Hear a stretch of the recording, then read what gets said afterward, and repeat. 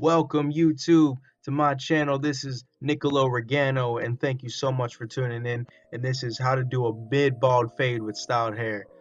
And I hope everyone's having a real positive day out there and chasing their dreams. I know I am. So we're gonna get started here. I'm gonna drape the client and fold the neck strip over. It's pretty standard. So right here, I'm gonna bald out the line, and like I always say in my videos, it is optional. You don't have to do that. For beginners, I really wouldn't recommend putting a hard line in there like that because it's gonna be harder for you to get it out. But if you are a little bit more experienced, by all means do it. So my videos are making some progress. My back is still in the camera a little bit. Like I said, I'm still learning. So I think I'm really gonna lock in a technique and just spin the chair around so everyone can see. And I'm gonna post it up right there on that water here. I'm gonna see if that's like the best possible angle and lighting we can get. So hopefully by the next video, all the new kinks should be out and I should be rolling. So I'm gonna go here with no guard, blade all the way open. You want to go up about an inch or so, let's say a half inch, because it is a low. I'd say mid to low bald fade. Yeah, so you're gonna come here and I'll make my lines, and I'll go over my guideline at least once or twice, to really smooth it out. And you definitely want to close the blade, get rid of that first guideline, and flick it up. Keep flicking your wrist. Seriously, man. I mean, that's really how you get that line out. You want to keep opening and closing the blade. And if you really can't get a line out, try to use the corners. Try to use the corners of your clippers, and see if you could even go to your trimmers. And yeah, try to get that line out, because by all means, I mean, whatever you put it in, the line in with your clippers, I mean, you could get it out with the same thing.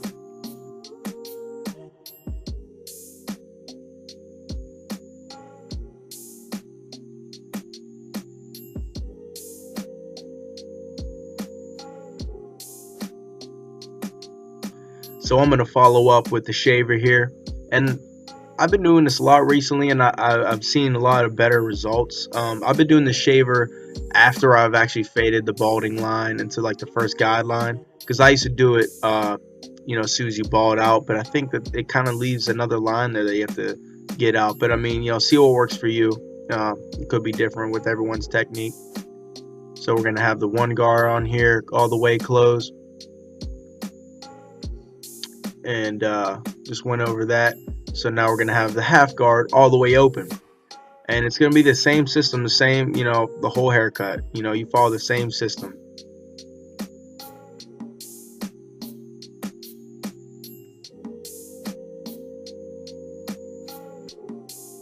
I know it's kind of hard to see, but I'm opening and closing the blade as I'm going up and down. So there's a couple ways to do it. You could either close the blade all the way and take out the first guideline and then just open little by little as you go up the fade, or you could fade down and leave the blade open and then just slowly close it as you're coming down, and then close it all the way to take out that initial guideline. It's totally up to you. But if you're just starting off, I would recommend fading up. Then I have the two guard all the way closed here, make the other guideline, then I'm going to go right into the 1.5 guard, blade all the way open. And if you're wondering what I'm using here, these are the cordless magic clippers, and they're really lightweight.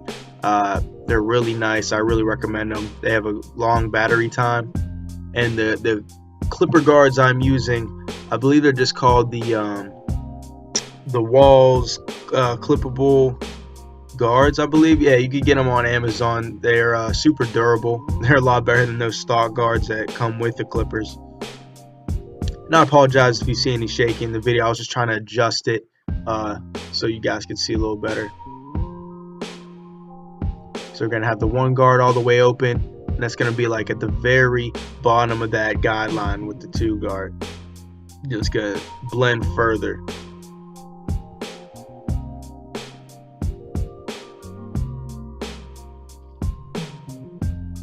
You'll notice I leave a little hair hanging, little unblended, when I'm doing the shear work, because I know I'm going to come back and get that with either clipper over comb or shears over comb. So I'm gonna come here with the shears, and I think he wanted, just like a little trim, like a 1/2 inch off. Just enough for we could style it. He usually just flows it to the right and put some product in there.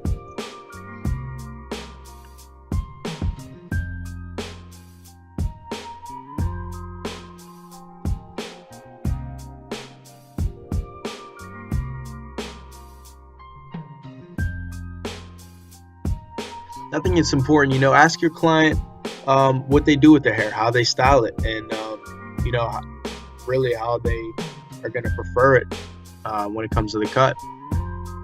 And you give them tips. I mean, you're a barber. That's your job. You're supposed to give them, tips on how they should style the hair, what hair works for them, because every hair texture is different for everyone else. Maybe a haircut that they want, it doesn't look right with their hair texture or how it grows. So give those little suggestions.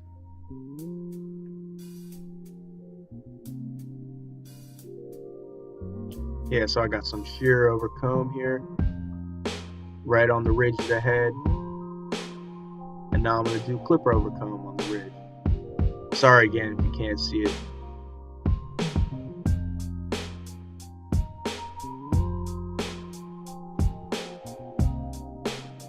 But when you're doing anything over comb, shears or clippers, you want to comb the hair down first and then kind of almost swoop the hair up like at an angle, and catch it in the comb and then just bring it across, as you can see there.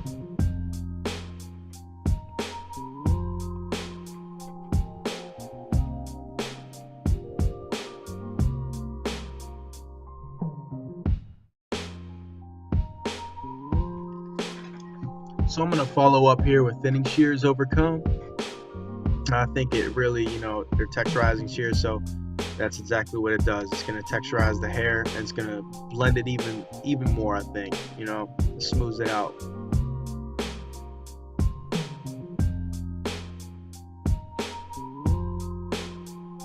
But you don't ever want to bring that comb to cut like too close to the head, because then you'll have like inconsistencies in the hair. You'll see like it almost looks like a hole in the head if you bring it too close to the scalp. So you kind of want it, angling at a certain angle. And yeah, like I said here, detail, guys. I mean, detailing is so important. I'll always preach that, and any barber will preach that. It's so true. Take the time, go back and clean up a line or a spot that you see. I mean, not only makes the client happy, I mean, like you'll get noticed, man. I'm serious. Like, people will notice that if you're taking your time, they're gonna go to you. They're gonna want you as their barber, because they know you care about their hair.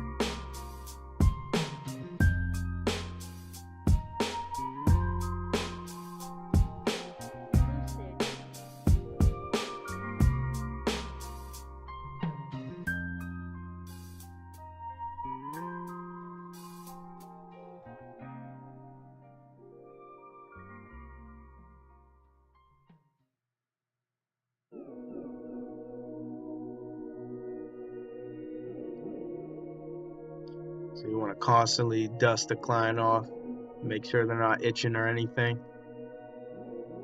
And you'll get the line up here.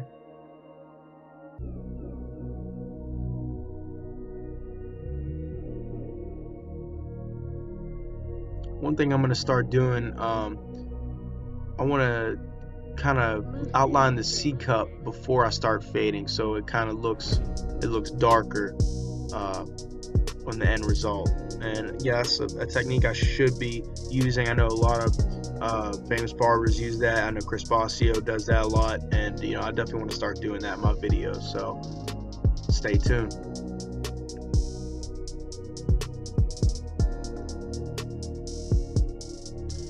And I think eventually I'm gonna get an air compressor to blow the hair off rather than a neck duster. I think that'd be cooler. It'd definitely be more sanitary. Not that neck dusters aren't, it's just I feel like it'd be something that the client would appreciate more. So let me know what you guys think in the comments.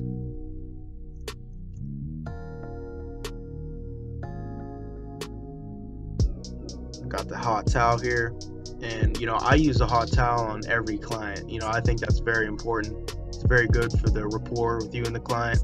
and you know, people will talk about it. You know, they love it.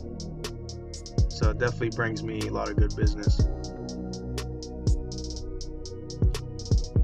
And I'm just putting on some Tomb 45 shave gel. Shout out to their movement and Chris Bossio. I'm also using Elegance Gel, the shave gel. So shout out to them too. I'll put both their links in the description.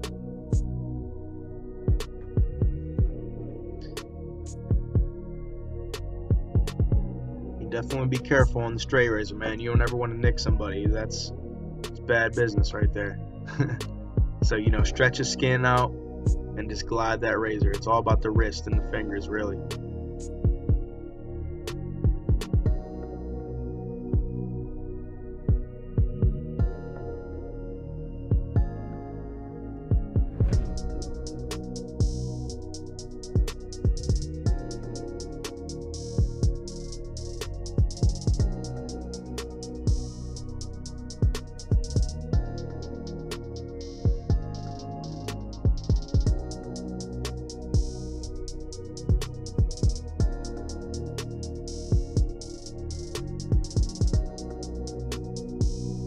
Again, guys, detail.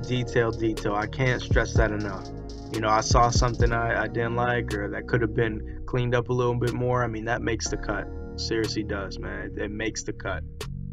So, you know, go back, clean something up, and it'll be blurry. Just putting on some aftershave here. And you could put a toner, moisturizer, whatever works for you and the client. Then I'm going to put some product in there, and again, this is the Elegance Gel. It's their transparent pomade. I'll put their link in the description. And I always blow dry. I always want to follow up with a blow dryer because it just adds a lot of volume to the hair. I think it lays a lot nicer, you know, and I think the clients appreciate it too. So yeah, I'm not shy with the pomade. You know, I'll put a lot in there, not too much, but you know, you want a good amount to hold that stick.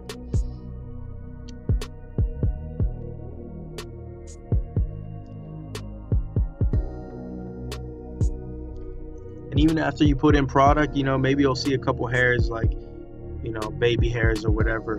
But yeah, you definitely want to go back, clean that up, because you can really see it. You know how they're gonna style it. That's what they're gonna see. Whenever you see some inconsistency. Coming to the end here, this is the finished product, and thank you so much, guys, for tuning in. I appreciate all the support. Thanks for watching. Please smash that like button. Don't be afraid to comment. Until next time.